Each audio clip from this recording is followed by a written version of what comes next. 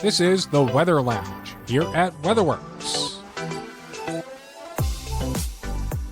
Well, hello there, meteorologist and producer of the Weather Lounge, Michael Prianti here to cut in real quick before we start today's episode. If you've been a longtime listener of the Weather Lounge podcast, you probably recognize the title of this podcast, and that is because we aired it back in 2022.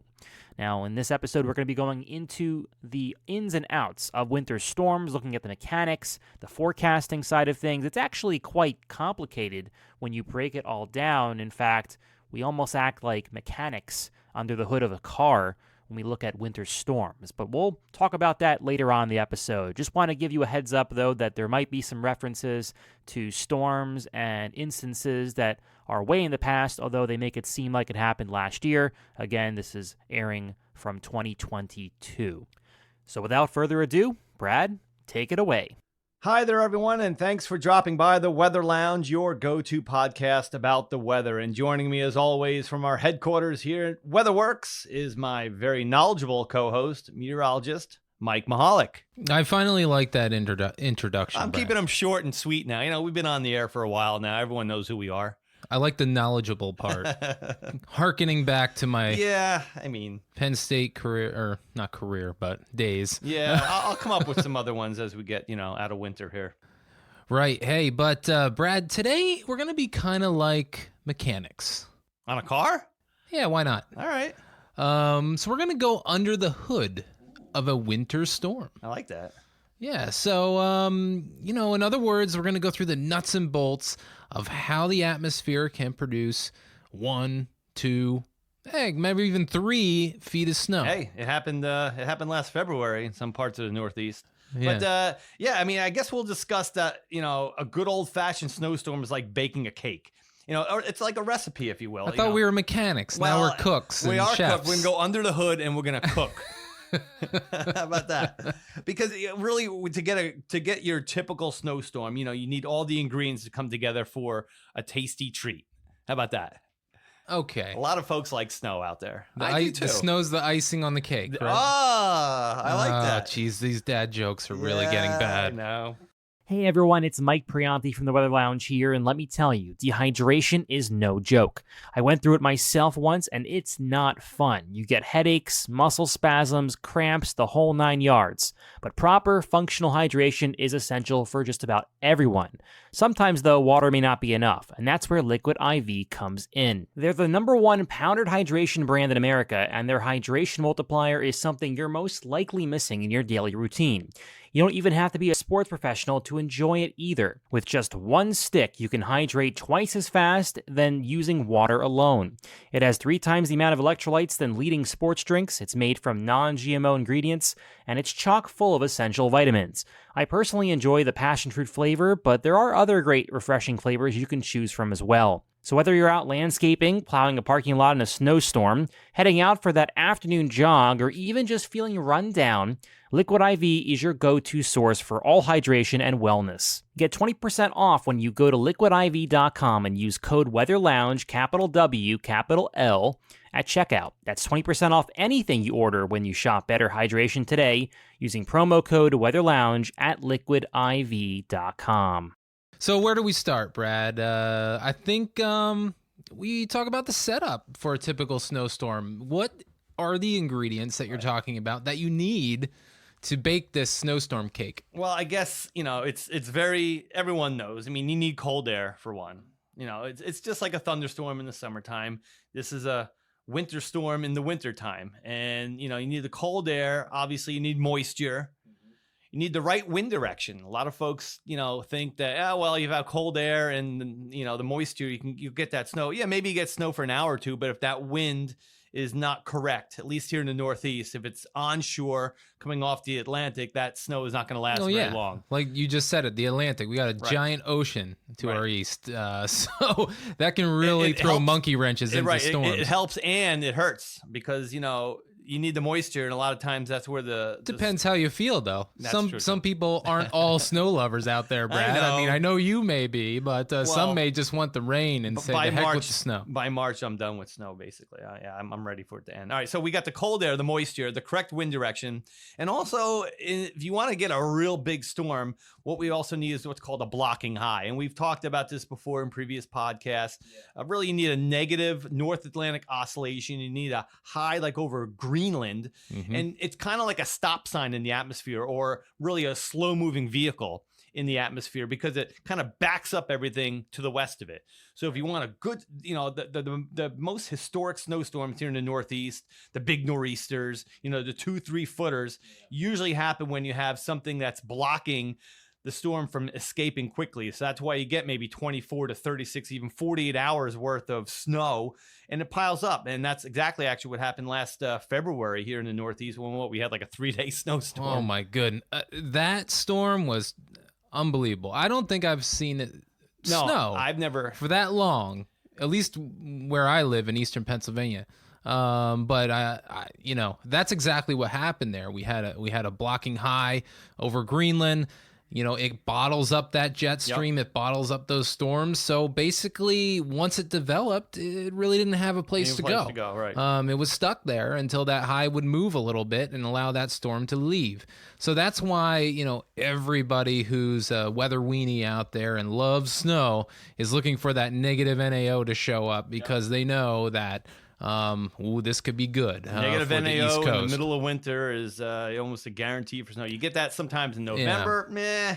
You're kind of marginal still with temperature. March also, you sometimes get a negative NAO also, but you're starting to lose that daytime snowfall chance and things like that. But yeah, you get that January, February negative NAO. Look out. Right. And what's also helpful is a ridge out in the western part of the United States, too. We like to see that happen. We like to call it a positive PNA that we like to see, where it develops a ridge in the jet stream, or a jet stream that's heading further north into Canada and then diving down in through the plain states. So basically, if you have a ridge in the west and you have a blocking high over Greenland in the east, you're just going to have a big giant trough that's going to be rather sharp over the eastern. And it keeps the cold air flowing into the Northeast from the Canada, and really what they call is what's it called, transcontinental. I'm trying to think of the word now.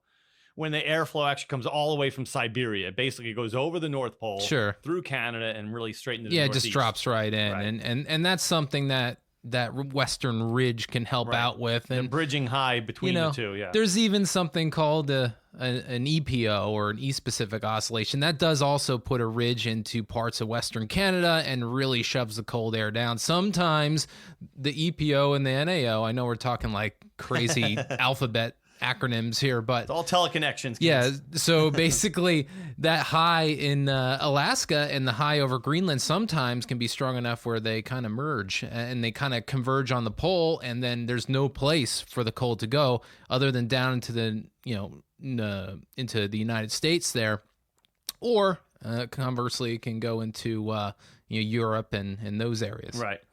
So yeah, that's the ingredients of these big storms, that's for sure. And really it produces a couple of different types of snowstorms. At least here in the Northeast, we have what we call names for each type of storm, where they develop. And the most typical, Mike, is a Miller A versus a Miller B.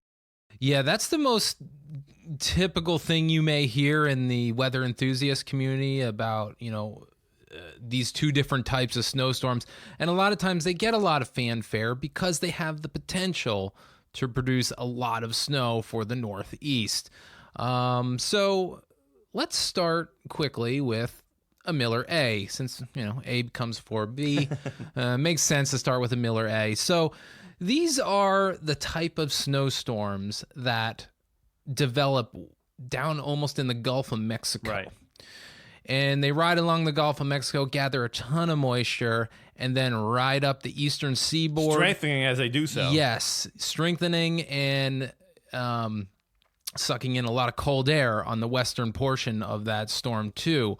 So they have a ton of moisture, which is always great. It's just a matter of the exact track of these systems on where you're going to get your heaviest snow, and that heaviest snow does fall on the western side of that track as the storm pushes up to the north. Right, So, the storm kind of rides right there along the Appalachians. yeah. And it's usually not going to go to the west of, into Ohio Valley and things like that. It's more of a coastal system. And this is one of those storms that can almost guarantee snow from Boston down through Washington, D.C., sometimes even further south, sometimes down, all the way down to Atlanta. I mean, Superstorm 93 was probably the biggest and well-known Miller A storm. It's the best example of a Miller A because basically your polar jet merged with the subtropical jet. Everything cut off. Everything came together. The polar vortex dropped in behind the storm in March. It was a very volatile system. I know there was a derecho that went across Florida. Into Florida, right. As that low pressure was developing. And it was even strong down in Florida from what I remember. And then it lowered to, I think, about 960 millibars as it went over Philadelphia, which I think was the lowest pressure up until Sandy made its way through, that area. Now, what if we had a Superstorm 93 like today, like this winter? I mean, WeatherWorks, that's something that we would know about several days in advance, and we'd be sending stuff. I mean, could you imagine a Superstorm 93 like to go through here? Well, I mean, last year, of course, we had a tough storm in the February, but yeah. I think the writing was on the wall with this one 4 or 5 days before it happened. It was well in advance. Yeah. It was very well forecasted by a lot of the computer simulations that we have and the models. So, man, if we knew this storm was coming, we'd probably know a week in advance, honestly. We'd be sending out statements and alerts like a couple days ahead. Yeah, we'd probably do like a special thing that's like kind of a paragraph with a map and just saying like, hey, this looks like it could be a big deal. And then, we'll get, more refined as we get closer and closer to the storm. But yeah, that's a classic. And, I kind of do and don't want to see another storm like that because I was really just getting into college. I think I was a freshman then. Right. I mean, and the computer models were so much different back then. I would love to see that type of storm. I think I'm saying that now. Yeah. But maybe. I would kind of like to see that again, just to see how the dynamics and everything come together and the models, how they would handle something like that. Just, I mean, it's if you're a up and coming meteorologist and you love snow, that's the storm you got to look at and just study because it had everything. Right. It had tornadoes. It had blizzards. Yeah. I know I got upset. It started sleeting at my house. Because it was so strong. It pulled up. It was just... Yeah, the dynamics were incredible. I remember it was cold, too, when it started sleeting, which and at the time, 93... I don't know how old, 12 or something like that, it might have been. So at that time, I didn't know why something like that would even happen, but, once you get into those warm conveyor belts and cold conveyor belts and you get those warm noses, changing, your snow over to a mix, then you start learning that once you get into it. I think I remember it like sleeting at 22 degrees and it's just unheard of. I mean, how can it sleet when it's that cold? I mean, it's just an amazing storm though. And, I think that kind of segues into the Miller B storm. Now, this is a situation where you likely have a storm system coming across, I'd say, the Ohio River Valley, or it comes through the Great Plains first and then hits the Ohio River Valley. And not all that strong usually. Yeah, I mean, it could even be a clipper system like we'll talk about next. But yeah, and then once it gets to the coast, everything kind of comes together. The coastal low forms. There's kind of jumps. Yeah, explosive development. Of the low. Bombogenesis. Yes, that's the buzzword usually in the media is the bombogenesis, which is, I believe is 24 millibars in 24 hours of a drop is the minimum requirement for that. And a lot of times that does happen. There's definitely some storms that have undergone that type of transformation. And you have down here Snowmageddon in February 2020, which I'm sure lots of people in the Mid-Atlantic remember. because I think Maryland probably got the most snow they've seen in a long time during that winter. They got 2 seasons worth of snow from that. Yeah, it one was something storm. like I think it had like something like 60 to 80 inches of snow. And I remember watching that winter go down here at WeatherWorks, and I was saying, well, that might be all the snow they get for the next 10 years. Possibly. Because, it's tough to snow down there in the mid-Atlantic. Yeah. But they certainly got it back in Snowmageddon. Yeah, that was back in like 2010, I want to say. Yeah, it's February 2010. I mean, that's a great example of a Miller B system. Right, and that certainly was a system in the Mid-Atlantic that was unbelievable for them. That was the year, I think, 09-10, where the Mid-Atlantic just got crushed by storm after storm. Yep. They had 2 big-time storms back-to-back. I think there was, I don't know which one was exactly Snowmageddon, but I think there was one on like the 5th and 6th, and then there was one on the 9th and 10th or something. It was only a few days later where they got hit again. Yeah, I was down south at that time, but I remember watching it unfold. But one that really stands out in my memory that was a Miller B was they called it Nemo. In 2013, there was a blizzard in New England. Oh, yes. In 2013, that dropped 3 feet of snow in parts of Connecticut. There were even some amounts higher than that, but there wasn't a whole lot of support for those. And I know that because I was doing the certified snowfall totals for the state of Connecticut during that time. I think I might have asked you that when we weren't doing a podcast. Like, what was the most amount of snow we ever given to a CST location? I think I remember you telling me it was 2016 with the... Nah, I'm not sure exactly when it was. Yeah. But I know I gave out some 36-inch amounts during that storm, and that actually produced a band of snow, believe it or not, that dropped 6 inches an hour. Wow. Over some parts of northeast Connecticut, which was, that's like lake effect snow rate coming out of a storm system. Now you're down in the Lehigh Valley. Wasn't there a storm a couple of years ago? I remember. I mean, it was just. I remember we were all in our WeatherWorks group meet chatting back and forth, and I thought you said there were like 4 to 5 inches you got in 1 hour. Yeah, that was 2016. January 2016. I remember it well because that's when my son was born. Right. And I was at home at the time, and yes, I had 2 hours of 4-inch an hour rate. And obviously we ended up with somewhere near 30 inches during that system. So that was I don't know if I remember seeing it snow that hard. That was probably the hardest I've seen it snow, because even in the storm last year in the Northeast in February, there were some breaks in the snow. It was a long it was event. a long drawn out storm. Right. Yes, there were some really big time rates in there, maybe 2 or 3 inches an hour, but I don't know if we quite hit that type of intensity.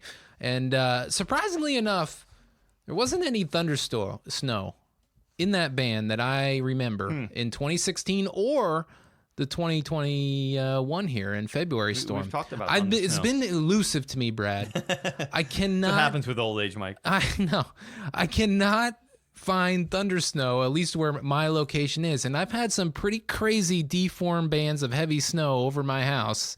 And you just get that storm to pivot just right over your area. And I don't get it. Yeah. Jim Cantori gets to see it every year. Wherever he goes, he gets thunder snow.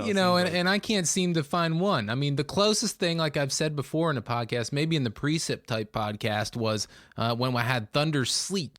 And that was here at WeatherWorks. We were forecasting that, and a very strong cold front was coming through. It was almost like thunderstorms were developing along the front. Yes, I kind of remember that. There was a couple of warnings that were... Yeah, there was thunderstorms.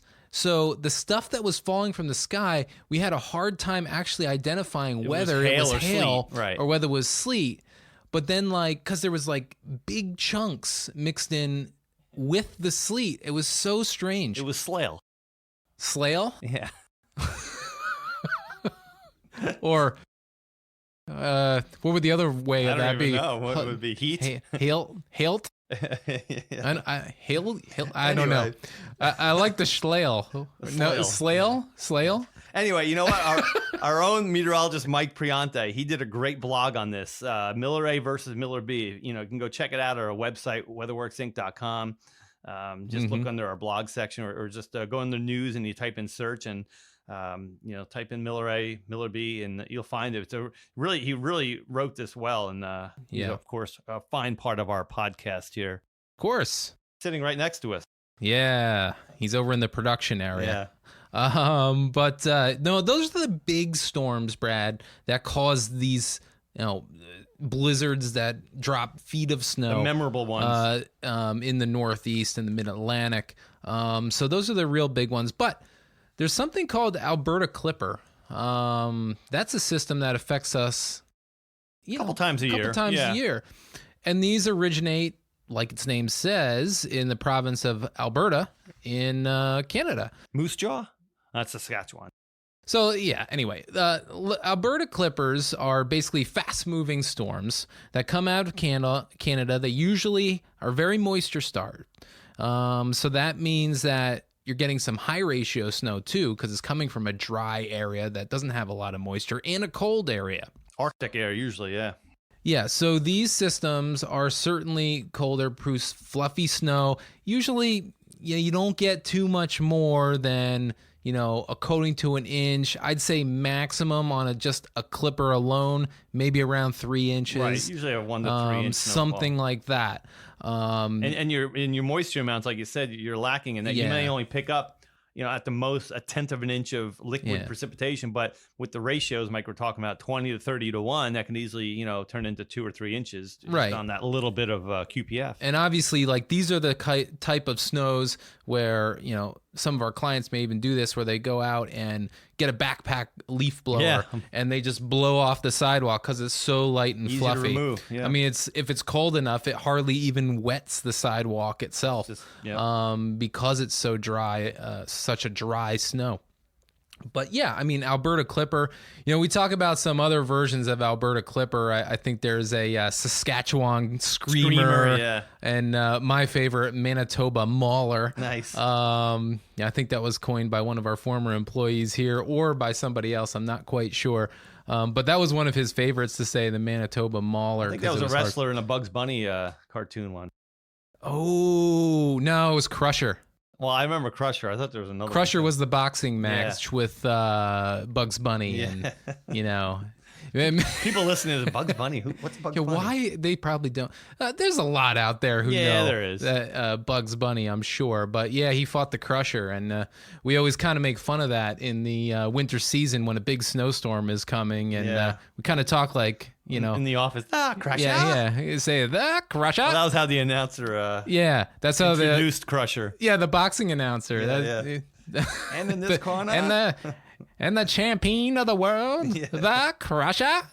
Yeah, but anyway, that's my old timey voice, so we'll go away from that. Now these clippers, though, Mike, too. I mean, they kind of pull what we would say what a Miller B does. Also, once in a while, and this really needs blocking though up ahead of it. Usually, these clippers will slide right off the coast. It'll clear out quicker. It'll be sunny usually by that afternoon. It'll be cold because the Arctic air is kind of coming in. But you get that quick 1, 2, maybe 3 inches of snow, and it's gone. The storm's off the coast, and you're clearing out. But once in a great while, you'll have what we were talking about earlier, get some of that blocking ahead. And the clipper will try to climb the coast just a little bit, and not usually here in the Northeast itself. It's more towards New England. But some of these clippers can, what we call, bomb out every once in a while because you get a chance to slow down and, gain some moisture and turn into a nor'easter kind of. But again, it's only going to impact maybe from Connecticut, Rhode Island, and points north because it doesn't have enough time to really affect anyone else. So once in a while, though, you'll get these New England snows that'll become or come from an Alberta Clipper, and they'll produce a quick foot of snow somewhere. Again from Maine down towards like maybe Boston. Yeah, and that's kind of, if I'm remembering right, the year where New England had 100+ inch snowfall for the year, that year had a bunch of the Miller B clipper type systems that hit the coast. They hit that, and then there's just baroclinic zone, we like to call it, where there's a big gradient of temperatures there at the coast, and they just blow up.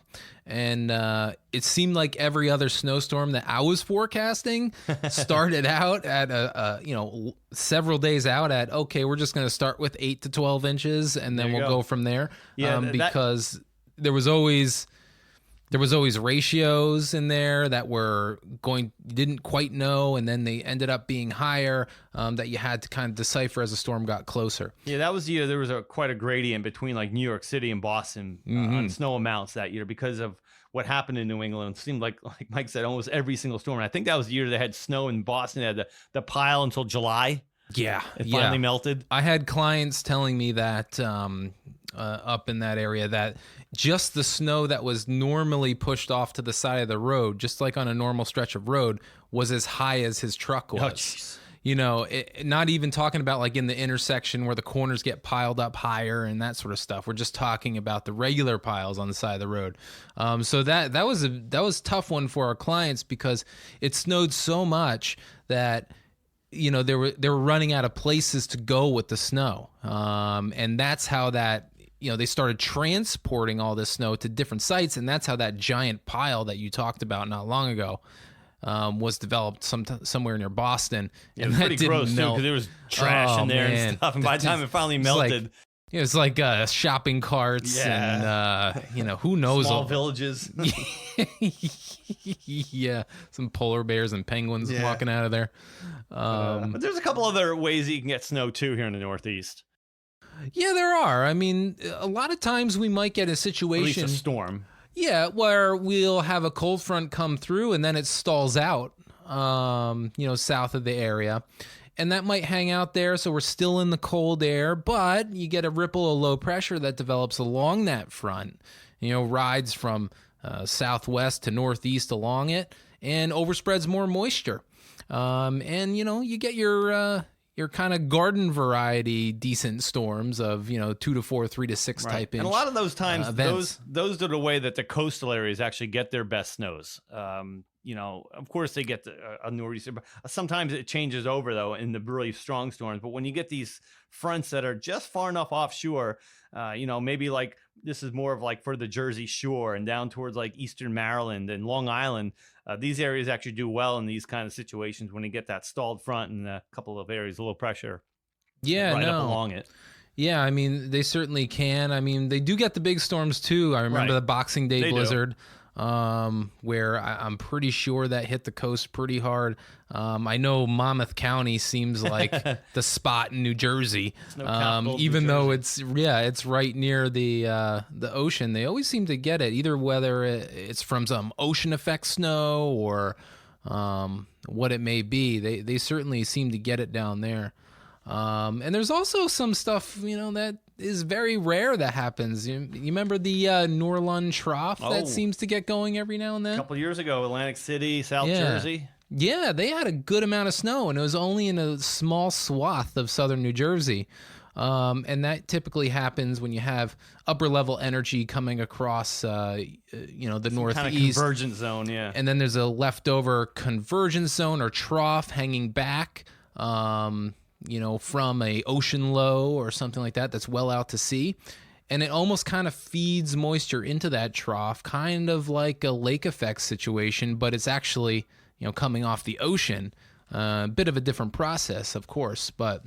So let's talk about what drives these systems now, especially as we get one of those Miller A or Miller B storms. Now, you need the moisture and what we call a warm and cold conveyor belt. It's almost essential. I mean, it is essential to get big snowstorms. And I'll start with the warm conveyor belt. And basically, it's a area. It's a level of the atmosphere. Basically, it's higher up. It transports warm and very moist air northward from the lower latitude. So think of it this way: there's a lot of moisture and a lot of warm air at a certain level of the atmosphere, above the ground though, obviously, because you have the cold air already in place. But what happens is it rides north and it gains latitude, and then it runs into the cold air, and warm air is actually a lot more buoyant or less dense than cold air. So what happens is that it's forced upward, and then that kind of creates the stratiform precipitation, and that's where do you get the snow? Because what happens is the lower level is already cold enough for snow.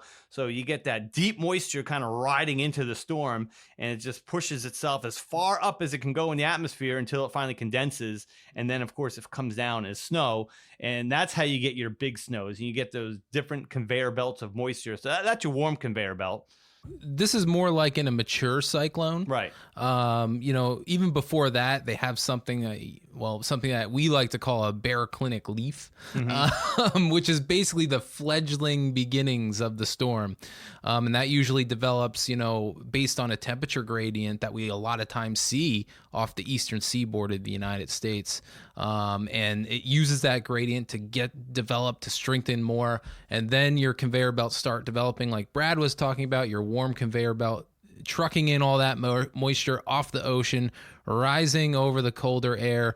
And then you have your cold conveyor belt there too.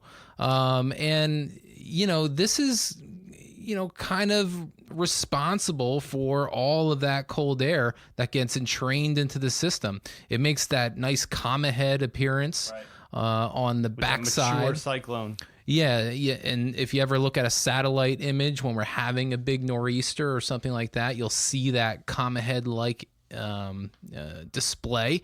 And that's where some of your heaviest snows are going to fall too, because you're getting your best ratios of snow as it runs into that colder air. Those backsides of those systems can certainly produce. It's like one big machine. You got the warm air, you got the cold. You need the warm air, you need the cold. You need them both. Yeah. And that's the way you get these. And it's the interaction of the two that, creates the precipitation and creates, the heavy amounts of snow. And like Mike said, you get in that comma head, you can get your 2, 3, 4 inch per hour rates on that northwest side of the system. And, that's where you get your big snows. And like Mike was just saying, the baroclinic zone, think of it this way. A cold core storm system, as we get in the wintertime, it needs to feed off of something, and it's feeding off of that differential in temperature just off the coast, because you have the cold, it's really cold right along the coastline and on the surface and on the land. And then you actually start to get a little bit warmer and you get into the Gulf Stream. Now, granted, it's not 65, 70 degrees anymore, but still it's the differential. Now, take a warm core system like we get in the wintertime or in the summertime, a hurricane feeds off of the warm water. So same way this one works, a cold core system feeds off the differential in the temperature right there in that baroclinic zone. So the stronger the gradient in temperature, then the better, I guess, snowstorm you can actually get out of it.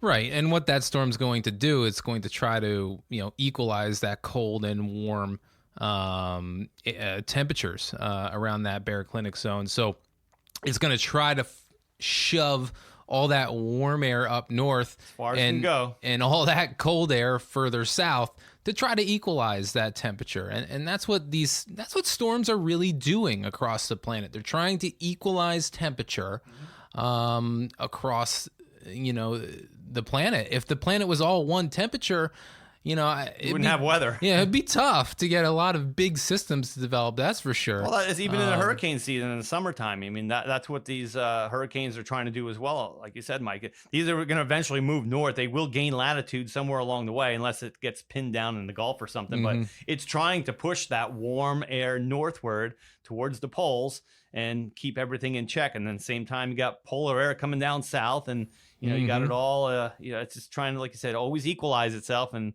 the result, though, in between is weather. Yeah, and sometimes some crazy weather, too. So, man, those are some of the biggest storms I could think of as from the wintertime perspective. Oh, yeah. But I think, maybe one more time here, we should talk a little bit about precipitation types. Yeah. Because these big storms in the winter always have some rain-snow line issues, as I'm sure plenty of people along the I-95 corridor know. Here in the Northeast, they're always looking for where is that rain snow line going to set up. And that's one of the hardest calls in these snowstorms as a meteorologist. It's amazing too, though, that you got the main thoroughfare, the I-95 corridor, and how many times is at the rain snow line. So useful. It's amazing. From Boston to Hartford all Yeah. the way down to DC, it's like that is the rain snow line. Right. And we just kind of try to see which way it's going to waver with each storm. Yeah, it's so useful. I think they might have just put that there. think so. They're just like, hey, the rain snow line's always here, guys. So let's just put a big interstate on it.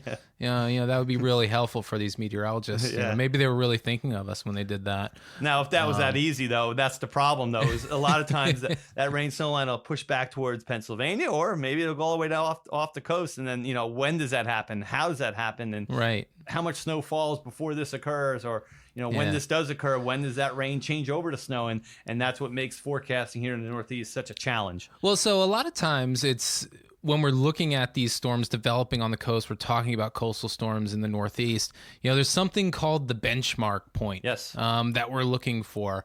That 40-70 benchmark, and that's latitude and latitude, longitude. Yeah.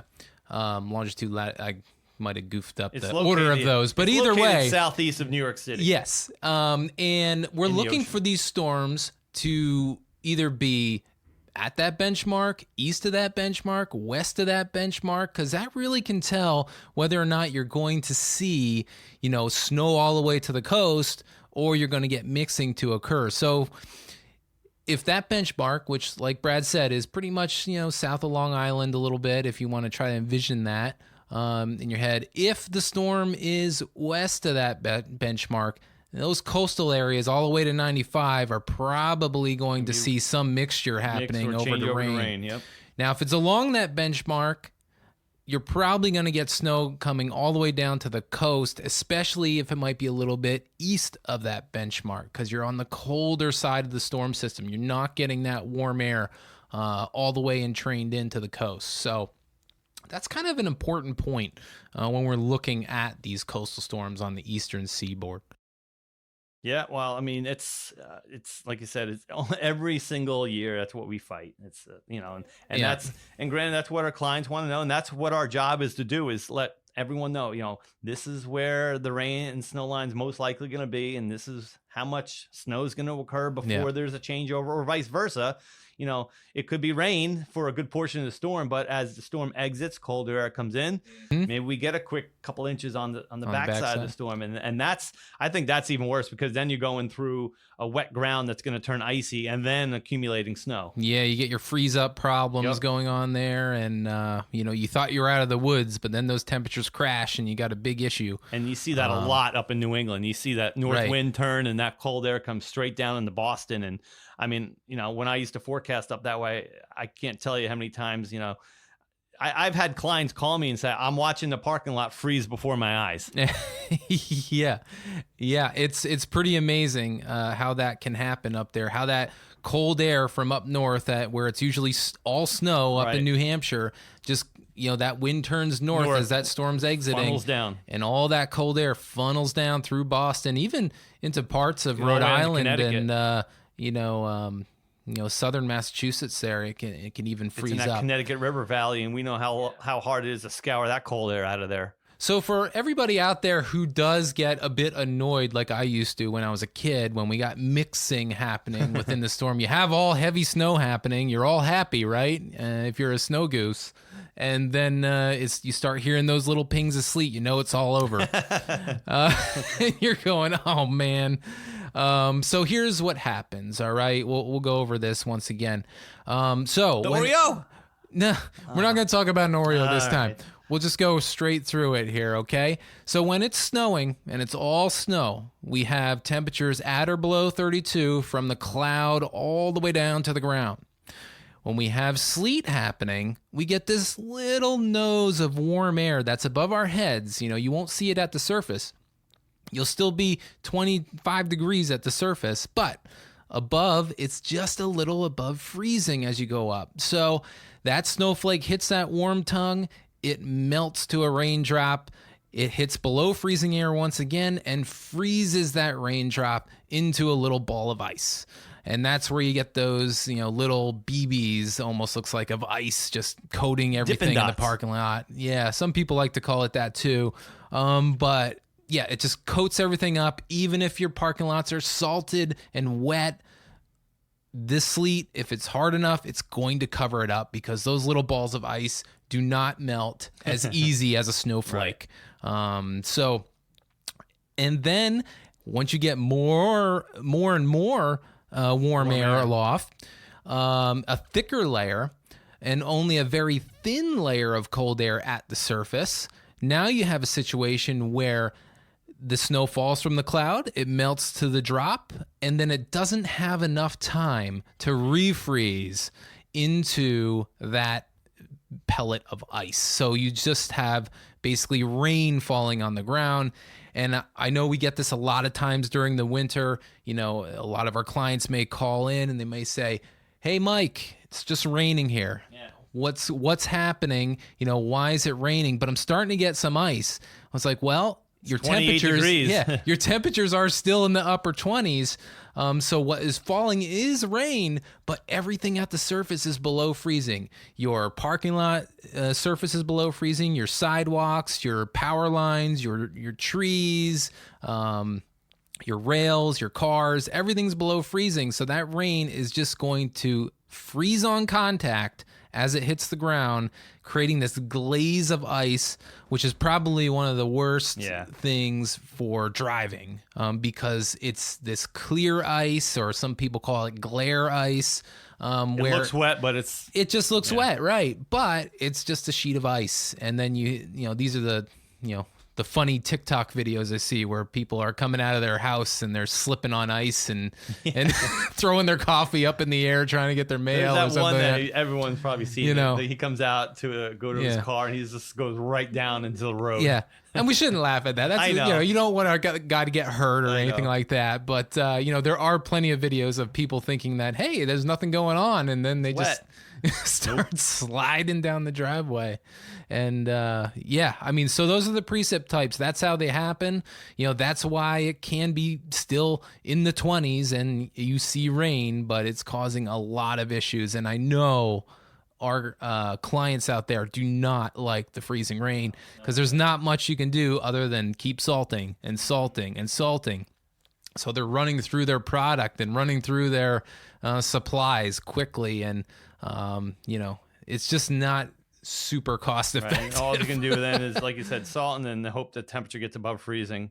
In a couple of hours. But there's times when you get an extended freezing rain event, and you get 5, 6, 7 hours of freezing rain. Right. Before you got a quarter of an inch of ice on everything, and that's not good. Well, this was great, Mike. I think this was a good apropos topic here in the middle of winter. Yeah, I hope people really got a lot of information out of this, because this is what us as meteorologists are dealing with every time we're forecasting a storm. We're looking at the type of storm, the situation.